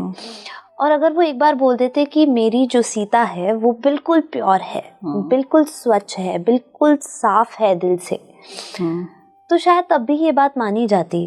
तो अग्नि परीक्षा ही क्यों जरूरी थी? तो अग्नि परीक्षा का टाइम था जब वो लंका में थे। जब वो वापस आए अयोध्या तब प्रॉब्लम शुरू हुआ, 2 साल बाद। वो एक टाइम पे नहीं हुआ, 2 years के पश्चात, 2 साल के बाद वो खुश थे बहुत दोनों। और अयोध्या आने के बाद 2 साल वो रहे, 2 साल से खुश थे। और राम जी का एक ये प्रैक्टिस था कि वो मार्केट सर्वे करते थे जी। मार्केट सर्वे करते थे कि प्रजा खुश है या नहीं जी। क्योंकि कोई प्रजा नहीं, पहले राजा किया करते थे ये, क्योंकि प्रजा कभी नहीं बोलेंगे कि हम खुश नहीं हैं। हाँ, राजा को कोई you won't go to your boss and say मैं खुश नहीं जी हूँ जी, you know it's वही है कि तो वो छुपके से जाके वो पता करते थे। हाँ। तो उन्होंने हायर किया एक धोबी, एक ये पॉटर या हाँ। कोई कारपेंटर, ये सब हायर करके उन्होंने रखा ये लोगों को कि मार्केट में जाओ और पता करो लोग क्या बोल रहे हैं और उनका क्या कठिनाइयां हैं, क्या प्रॉब्लम्स है, ताकि मैं उसको ठीक कर सकूं। तो एक दिन क्या हुआ कि एक धोबी, उसका नाम था भद्रा, वो आया था बताने के लिए मार्केट सर्वे। तो राम जी ने पूछा कि सब ठीक है, सब कुशल है? तो वो कहते हैं कि हाँ सब ठीक है। तो तो पर उनके मुंह से उनको लगा, राम जी को लगा कि सब ठीक नहीं है, क्योंकि एक्सप्रेशन से कि वो ऐसे ही बोल रहा है कि सब ठीक है। तो उन्होंने कहा कि नहीं, सच सच बताओ मुझे कि सब ठीक है या कुछ प्रॉब्लम है। अगर कोई प्रॉब्लम है तो मुझे बताओ, मुझे जानना है, आई मस्ट नो कि क्या प्रॉब्लम है। तो वो बोलते हैं अच्छा अगर आप इंसिस्ट करते तो मैं बताऊंगा, पर वैसे नहीं बताने से अच्छा है, पर अगर इंसिस्ट करते हो मैं बताऊंगा। लोग जब मिलते हैं ना मार्केट में और जब बातें करते हैं तो कहते हैं कि आपने बहुत अच्छा काम किया कि ये रावण को मारा, क्योंकि वो अत्याचारी था और वो इतना तंग करता था सबको, तो उसको मारने के लिए शाबाशी हम देते हैं जी। पर आपने हमारे साथ, प्रजा के साथ आपने बहुत बड़ा गलती किया। क्या गलती किया? आपने सीता को वापस लेके हमारी रानी बना दिया। हाँ। और हमने एक्सेप्ट करते हैं वो रानी का पद में, रानी का स्थान में हमने एक्सेप्ट करते हैं कि शी शुड बी, क्योंकि उसने रहा था इन अनदर मैन्स हाउस, दूसरे मतलब घर में आदमी के साथ के घर में जी रह के आई है, तो वो उसका अब हक नहीं बनता है टू बी क्वीन। और बल्कि वहाँ पे वो बिल्कुल अलग रहती थी। हाँ, पर वो लोग ऐसे हैं, यही तो है प्रॉब्लम। हाँ। और इसको अवॉइड करने के लिए राम जी ने 2 साल पहले वो अग्नि परीक्षा के लिए ही डिड नॉट इंटरफियर, इसीलिए क्योंकि ही वांटेड कि लोग को ये नहीं हो। वो चाहते थे कि ये जो सिचुएशन अवॉइड करने के लिए उन्होंने सोचा कि अच्छा वो अग्नि परीक्षा के बाद ये नहीं होना चाहिए था। पर डिस्पाइट दैट लोग ऐसे हैं, बातें करते हैं। अग्नि परीक्षा के बाद भी हो रहा था, अग्नि परीक्षा के बाद भी लोग ऐसे कह रहे थे कि हम डिसअपॉइंटेड हैं, हम खुश नहीं हैं, हम खुश नहीं हैं क्योंकि उन्होंने अब ये हमारी जो क्वीन है is not acceptable to us, वो अनएक्सेप्टेबल है। अब क्या करते हैं? वो द्विविधा में पड़ गए। धर्म संकट जी। एक साइड में ये प्रजा जो उनका विशेस है, and as a king you can not ignore the प्रजाज विशेस जी, यू कैन नॉट। ये डेमोक्रेसी के ये है कि what the majority wants the majority gets. ये तो है डेमोक्रेसी का नियम। और हमारे पुराने ज़माने में हम डेमोक्रेटिक गवर्नेंस करते थे, राजा थे और वो गवर्नेंस करते थे डेमोक्रेटिक। ये बड़ा अनयूजुअल था जी। तो ऐसे हो गया सिचुएशन। तो बहुत सोचने के बाद उन्होंने सोचा मैं क्या करूं। वो ये एक चॉइस था कि वो इग्नोर करे प्रजा को, कि उन्होंने प्राइवेटली बताया ना भद्रा जी जी जी, ऐसे अगर नहीं कुछ करते तो कुछ नहीं होता, बस ही कुड हैव कंटिन्यूड। पर वो नहीं कर सकते क्योंकि वो धर्मात्मा थे। तो अगर धर्मात्मा आज के पॉलिटिशियंस के जैसे नहीं थे वो बहुत ही महान थे कि अगर प्रजा का कोई दुख है तो उसको मैं इग्नोर नहीं कर सकता। वो ऑप्शन नहीं था। सेकंड ऑप्शन था कि सब छोड़ के वापस वनवास में जा सकते थे सीता जी को लेके, कि अच्छा you don't want my wife तो मैं भी जा रहा हूँ। पर ये भी नहीं कर सकते थे। क्यों? क्योंकि ये जो कहते हैं ना कि ये अपना ड्यूटी को अबैंडन करना, डेरिलेक्शन ऑफ ड्यूटी। जैसे कोई आजकल के ज़माने में कोई सोल्जर है आर्मी में, वो थोड़ी कह सकता है कि अच्छा मैं माय वाइफ नीड्स मी तो मैं नहीं लड़ रहा हूँ, मैं जा रहा हूँ वापस, उनका डिलीवरी हो रहा है, वो भी धर्म है कहीं ना कहीं। हाँ, सो यू कांट, सो ये डेरिलेक्शन ऑफ ड्यूटी है, वो भी नहीं कर सकते थे। थर्ड ऑप्शन था कि सीता जी को वापस जनक महाराज के पास भेज दें, वो नहीं कर सकते थे क्योंकि वो इतना प्यार करते हैं उनको कि ऐसे वो एक तरफ का डिवोर्स हो गया ना जी, तो वो नहीं कर सकते थे। तो एक ही ऑप्शन रह गया था उनका, और वो था कि सेपरेशन। तो राम जी ने कभी सीता जी को अबैंडन नहीं किया, ये गलत है। उन्होंने सोचा कि अच्छा उनको पैलेस से और पदवी जो क्वीन का जो गद्दी थी उससे बस I will have to remove for the people. पर दिल से उन्होंने नहीं कभी नहीं हटाया। वो राम जी कहते हैं she is my wife, she will always be my wife, सातों जन्म। और उन्होंने सिर्फ उनको वाल्मीकि आश्रम में ही एस्टैब्लिश्ड हर देयर ताकि it was pleasing the people and in a way also keeping option open कि अगर बाद में अगर सिचुएशन अगर बदल जाती है तो उनको वापस ले दोबारा he could bring her back. So it was not कि he left her, he divorced her, he got rid of her, ऐसे कुछ नहीं था. लोग यही समझते हैं. हाँ, उन्होंने ये not a good option. जी. पर चारों ऑप्शन में से ये एक ही ऑप्शन था. Best option best of the worst. जो कहते हैं ना कि सारे जो खराब ऑप्शन थे उसमें से सबसे कम खराब. हाँ, सबसे कम खराब ये वाला ऑप्शन. ये ऑप्शन था. ये एक ही ऑप्शन था. तो वो ऑप्शन उन्होंने चूज किया कि ऐसे करना है क्योंकि वो अपना हित नहीं सोचते थे. मैम, अगर हम बात कर रहे हैं श्री राम और राम सीता की, तो दोनों का प्रेम जो था वो बहुत ही ज़्यादा अधिक था. मतलब एक दूसरे की जान थे दोनों. लेकिन अगर हम बात करें धरती से वो कैसे गए, तो उसके पीछे की क्या सच्चाई है? तो सीता जी का पहले बता देती हूँ जी, क्योंकि वो पहले हुआ था जी. तो लव और कुश वाल्मीकि के आश्रम में पलते हैं 12 साल तक जी. फिर राम जी एक अश्वमेध यज्ञ करते हैं और अश्वमेध यज्ञ में सब ऋषियों सबको बुलाते हैं. तो वाल्मीकि भी आते हैं लव कुश को लेके. तो वो बाहर रहते हैं उनका पैलेस में नहीं, और राम जी को पता नहीं कि उनके बेटे, ये दोनों उनके बेटे हैं. मिलते नहीं उनसे उस टाइम. तो माँ सीता नहीं आती है. सिर्फ ये वाल्मीकि और वाल्मीकि जी के उसके. और वाल्मीकि ने पूरी जो रामायण कहानी लव कुश को सिखाया था. उन्होंने बताया कि क्या हुआ. पूरा कहानी वो ये पूरा रामायण जो है ना उनको पहले सिखाया गया था जी. तो वो उसका वो सिंग करते थे वो रामायण को. ओके. तो उन्होंने कहा, वाल्मीकि जी ने कहा कि जाके पैलेस जो महल है ना जहाँ राम जी रहते हैं वहाँ आसपास जाके ये गाना करो, रामायण का जो गाओ, इसका गीत गाओ. जो मैंने पहले में कहा तपस्वाधाय निरतम तपस्वी, वहाँ से शुरू करके बस सिंग करो. तो वो करते गए. उनके वॉइस बहुत मीठे थे जी. सो फिर राम जी को पता चल गया कि ये उनकी कहानी ऐसे गा रहे हैं. तो उन्होंने कहा अच्छा उनको अंदर बुलाओ. तो बुलाया अंदर, और वो बिल्कुल उनके बस शक्ल उनका एकदम एक था.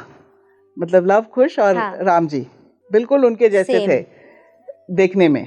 तो उनको पता चला कि ये मेरे पुत्र हैं, उनके पुत्र हैं. उन्होंने पूछा कौन आपके गुरु हैं? क्या बोलते वाल्मीकि. और वो 12 साल के थे. तो उनको पता था कि अच्छा ये 12 साल तो हो गए. तो उनको पता था कि ये उनके पुत्र हैं. तो इतना ये हो गया कि तब वो उन्होंने सोचा कि अब तो प्रजा का कुछ चेंज हो गया होएगा. तो उन्होंने कहा वाल्मीकि को कि प्लीज़ आप सीता को बुलाइए, शायद अब प्रजा उनको एक्सेप्ट करेंगे तो वो वापस आ जाएं. उन्होंने वो चाहते थे कि अब बेटे भी हो गए दोनों और ये सब चेंज हो जाता है ना जी. तो जैसे अगर लोग शादी करते हैं ना बिना माँ बाप के अप्रूवल से, फिर बाद में जब बच्चे हो जाते हैं तब सब ठीक हो जाते हैं. तो उन्होंने सोचा कि अच्छा अब तो इतना टाइम 12 साल हो गया, बच्चे भी हो गए और इतने सुंदर सुंदर 2 लड़के हैं. तो शायद प्रजा अब उनका माइंड भी चेंज हो गया होगा. तो सीता जी आती हैं और राम जी कहते हैं कि एक बार फिर से ये जो सब प्रेजेंट है यहाँ उनको अगर वो बोलती हैं कि वो शुद्ध है, मतलब अग्नि परीक्षा नहीं, बस एक बार बोले कि मैं प्योर हूँ, तब प्रजा शायद एक्सेप्ट करेंगे, मान जाएंगे कि अच्छा अब ठीक है. तो वो आई, पर सीता जी को पता था ये बहुत ही सैक्रिफाइसिंग थी। उनको पता था कि प्रजा बहुत फिकल होता है, एक दिन एक चीज सोचते हैं, दूसरा दिन दूसरा चीज। ये जो प्रजा की मेंटालिटी ऐसे है, तब था अभी भी है, यू नो। हम जब हम ग्रुप में होते हैं ना, मॉब जो कहते हैं मॉब मेंटालिटी, वो बड़ा फिकल होता है। तो वो उसने सोचा कि अच्छा अभी बोलेंगे हाँ, फिर 6 महीने के बाद बोलेंगे ना, फिर क्या करेंगे राम जी, फिर दोबारा ये प्रॉब्लम हो जाएगा। क्योंकि प्रजा के का कोई ये, you can not depend on the प्रजा एंड देयर ओपिनियन।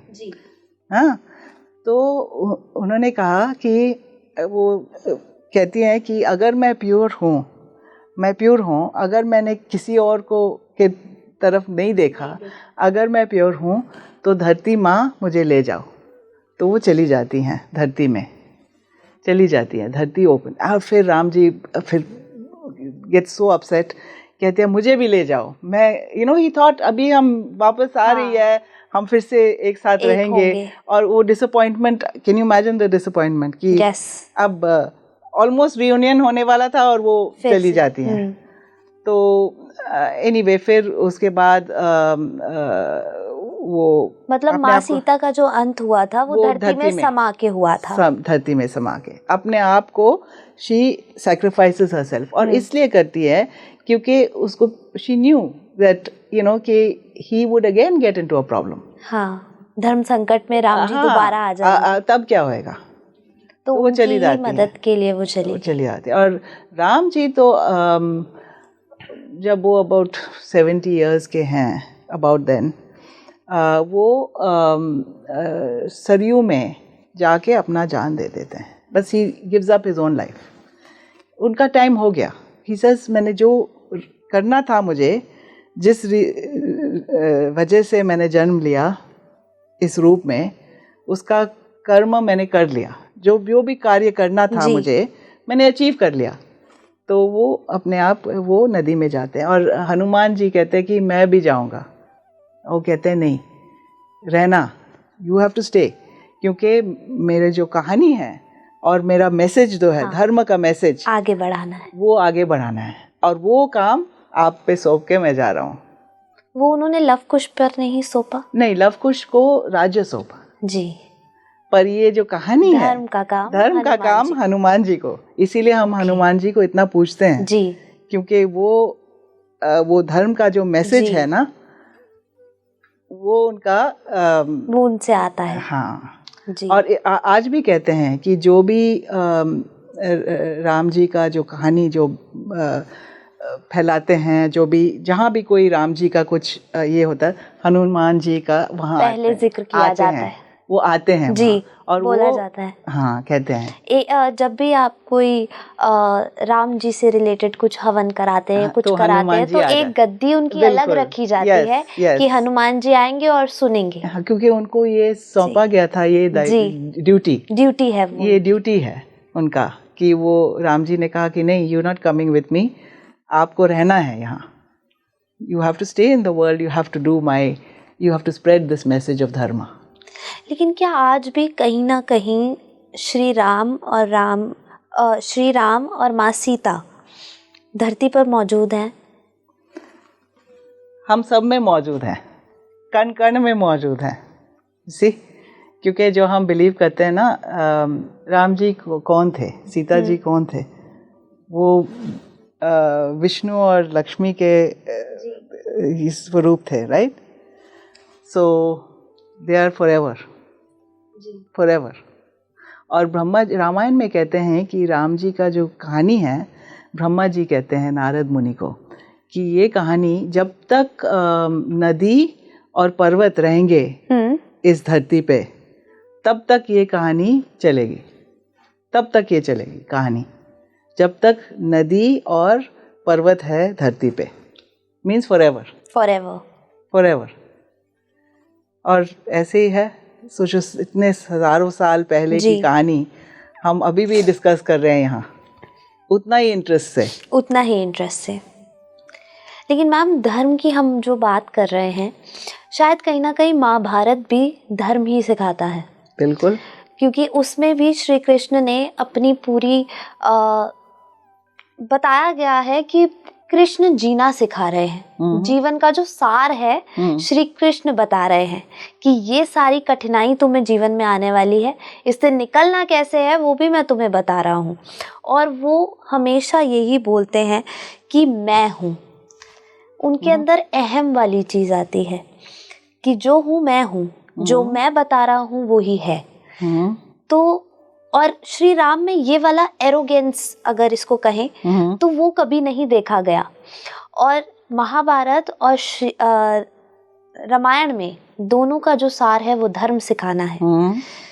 तो इसको आप किस तरह से देखते हैं? जी, श्री कृष्ण जो थे, उनका जो अवतार में ये वरदान नहीं था मतलब कि वो जैसे रावण को मिला था जी, तो उनमें दिव्यता पहले से थी, बचपन से वो जैसे वो दरवाजे खुल गए ना, वो कारागर के दरवाजे, उन्होंने पूतना को, जब वो छोटे बेबी थे उन पूतना को मार दिया और कितना गोवर्धन को उठाए उंगली से, ये सब मिरेकल्स थे पर राम जी में नहीं थे। पर अहंकार नहीं था, ये अहंकार नहीं कह सकते हैं। ये बात है कि श्री कृष्ण जब बोलते हैं तो वो अवतार के रूप में बोलते हैं, मतलब ह्यूमन के रूप में नहीं बोलते हैं। ऐसे जो बोलते हैं स्पोक्समैन ऑफ, जैसे मैं इंग्लिश में बताऊंगी, ये spokesman for the supreme reality, जो उनके मुंह से वो सुप्रीम रियलिटी जो है, जो एक है, एकम सत, जो हम कहते हैं ब्रह्मन, जो ब्रह्मा नहीं, ब्रह्मन, जो जिसको हम भगवान कहते हैं, ईश्वर कहते हैं, वो उनका स्पोक्स पर्सन होके बात करते हैं। जब वो कहते हैं मैं, तो वो अपने फॉर्म का मैं नहीं बोल रहे हूँ, वो ईश्वर उनका बोल रहे हैं, वो स्पोक्स पर्सन के हिसाब से बोल रहे हैं। तो ये हम नहीं सोचना चाहिए कि जब वो, ये अहंकार है, ये अहंकार नहीं है, ये बस बोलने का तरीका है कि this is my, I am speaking on behalf of Brahman. जी मैम, श्री राम को हमेशा से बोला गया है मर्यादा पुरुषोत्तम। मैं इसका सही मायने में अर्थ आपसे जानना चाहती हूँ कि इसका एक्चुअल मीनिंग क्या है, और ऐसी कौन सी घटनाएं हुई थी हिस्ट्री में कि जो रामायण में लिखी गई हूँ, चाहे वो रामचरितमानस हो या वाल्मीकि रामायण हो, कि उनको ये वाला नाम मिला, उनको बोला गया कि वो एक मर्यादा पुरुषोत्तम है। ऐसा क्यों बोला जाता है उन्हें? तो मर्यादा का मतलब है बाउंड्रीज, जी, सीमा जिसमें रहते हैं, और Purushottam of course is highest of humans. Yes. तो हमें समझना चाहिए कि मर्यादा किस चीज़ का मर्यादा, ये रूल्स हैं या धर्म है? तो ये रूल्स नहीं है, ये धर्म के मर्यादा, धर्म के सीमा में रहें जी। और धर्म और नियम में अंतर है, क्योंकि धर्म को पालन करने के लिए कभी कभी नियमों का भंग करना पड़ता है। हाँ, उल्लंघन करना पड़ेगा। हाँ, जैसे एक एग्जाम्पल है रामायण में, इसका एक्चुअली ज़्यादा एग्जाम्पल्स महाभारत में है, पर उल्लंघन करना ज़्यादा एग्जाम्पल्स महाभारत में है, पर रामायण में भी है। जब श्री राम वाली को मारते हैं तो वो युद्ध नीति का उल्लंघन करते हैं, क्योंकि युद्ध नीति में कहते हैं कि जब दो लोग लड़ रहे हैं तो तीसरा उसमें इंटरफियर नहीं करना चाहिए। हाँ। पर ऐसे होता है कि सुग्रीव और वाली लड़ रहे हैं और राम जी पेड़ के पीछे हैं और पेड़ के छिप कर मारते हैं। तो ऐसे सिचुएशन में ये युद्ध के नियम का खिलाफ है बिल्कुल। हाँ, राइट? सामने आके मारना चाहिए जी। तो वाली कहते हैं राम जी को कि क्यों मुझे ऐसे छिप के आपने मारा, चीटिंग से मारा। तो राम जी उनको ये समझाते हैं कि ये जो धर्म है आपको ये पहले समझना चाहिए, धर्म क्या होता है। क्योंकि वाली के पास वो हार था और वो हार उसको प्रोटेक्ट करते हैं, और उनके ओपोनेंट के जो शक्ति है उसको वो खींच लेता था। तो अगर राम जी सामने आके खड़े होके उनको मारने का कोशिश करते तो उनका एनर्जी बस वाली के पास आ जाता, वो मर जाते और पूरा वाली भी कंटिन्यू अपना अत्याचार कंटिन्यू करता, रामायण भी वहीं खत्म हो जाता, रामायण भी वहीं खत्म। तो ये है कि लाइफ में अगर दो नियम का धर्म संकट है तो कौन सा नियम को पालना है और कौन सा को छोड़ना है। हाँ। ये है धर्मज्ञ होना। जिसका धर्म का ज्ञान है उनको पता होता है कि कौन सा नियम को पालना है और कौन सा को छोड़ना है। तो इसमें अब सोचो, अगर वाली एक टेररिस्ट के जैसे था आज के जमाने में, हाँ, तो अगर टेररिस्ट को नहीं मारते हम, अगर हम बोलते नहीं उनको बस कोर्ट में लेके आना है, राइट, उसको बस तब वो कितने लोगों को मारेगा जी, राइट। अगर अपॉर्चुनिटी मिले उसको मारने के लिए हम मार देंगे, मौका ढूंढते ही मौका मिलते ही मारना चाहिए, राइट। तो यही सिचुएशन को हम सोचना चाहिए कि जो राम जी ने कहा कि धर्म को पालन करने के लिए उनका अंत अनिवार्य था, इट वॉज इम्पोर्टेंट धर्म का पालन कर, क्योंकि वाली ने एक बड़ा अत्याचार किया। उसने अपने सिस्टर इन लॉ, अपने यंगर ब्रदर की वाइफ को ही मैरिड हर, ही टुक हर, और ये हमारे शास्त्रों में दिस इज नॉट अलाउड, क्योंकि यंगर ब्रदर्स वाइफ जो होती हैं वो डॉटर के जैसे है जी, और डॉटर को ऐसी गलत नजर से देखना is a crime and that crime is punishable bye death.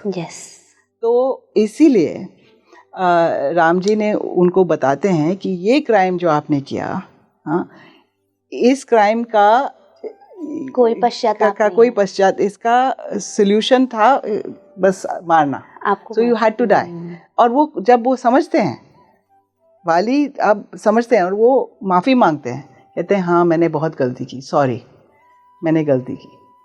और उन्होंने कहा कि एक काम आप करना, मेरा बेटा है अंगद, उसको मैंने बहुत प्यार से पाला है, बहुत ये वो उसको बस उनका ख्याल रखना। हाँ। तो राम जी कहते हैं करूँगा, और वो सुग्रीव को कहते हैं इनको युवराज बनाना, अंगद को युवराज बनाना, अपना युवराज, तो आपके बाद अंगद राजा बनेगा। संभाले। और वही हुआ रामायण में। तो ये बात है कि धर्म में कभी कभी गलत चीज धर्म होता है। किसी को ऐसे मारना छल से इस सिचुएशन में धर्म था। नॉर्मली किसी को ऐसे छल से मारना धर्म नहीं है जी। पर जिसको नहीं मार सकते हैं, जिसका ये पावर है कि सबका स्ट्रेंथ वो खींच लेता है जी, तो उसका और कोई दूसरा उपाय नहीं है मारने का, right. So that is the thing with धर्म, कि कभी कभी एक धर्म को छोड़ना पड़ता है, दूसरा धर्म को, वो राम जी के अंदर था, वो ज्ञान था उन्हें कि कौन सा धर्म को पालन करना है और कौन सा धर्म को छोड़ना है। तो इसीलिए उनको वो धर्मज्ञ थे, यही इनका महात्मा है। और मर्यादा पुरुषोत्तम थे इसलिए कि उनको वो मर्यादा में रहने के लिए धर्मज्ञ होना जरूरी है जी, नहीं तो राइट यस। तो यही है इनका सबसे बड़ा क्वालिटी कि उनको धर्म का ज्ञान था, तभी उन्हें मर्यादा पुरुषोत्तम कहा जाता है। यस जी यस। और आज तक हम उसी राम की खोज में हैं कि इंसान शायद वो राम बन जाए, और शायद उनकी 1% क्वालिटी भी अगर आज के लोगों में आ जाए, आज के इंसानों में आ जाए, या आने वाली पीढ़ियों में आ जाए, तो शायद इस धरती का उद्धार हो जाएगा। बिल्कुल। तो वो राम बनने की कोशिश करिए, ज़्यादा से ज़्यादा उनकी क्वालिटीज़ को अपनाने की कोशिश करिए कि श्री राम ने जो किया अपने जीवन में, जिस तरह से वो अपनी सारी सिचुएशन से गुजरे हैं, जिस तरह उन्होंने सारे डिसीजंस लिए हैं, वो कहीं ना कहीं बहुत ज़रूरी है। धर्म का पालन कीजिए, और कोई धर्म छोटा बड़ा कुछ नहीं होता है, आप अंदर से प्योर होने चाहिए, उसी को धर्म कहते हैं। तो thank you so much ma'am, बहुत अच्छा लगा आपसे बात करके। और आपने जिस तरह पूरा वर्णन किया रामचरितमानस का और वाल्मीकि रामायण का, बहुत खूब था और बहुत अच्छे से हमारे दर्शकों को भी समझ आया होगा। तो बहुत बहुत शुक्रिया मैम आपका स्पीकिंग ट्री पर आने के लिए। थैंक यू, आपने बुलाया मुझे, इसके लिए मैं बहुत आभारी हूँ। Thank you ma'am, thank you so much. आप देखते रहें स्पीकिंग ट्री।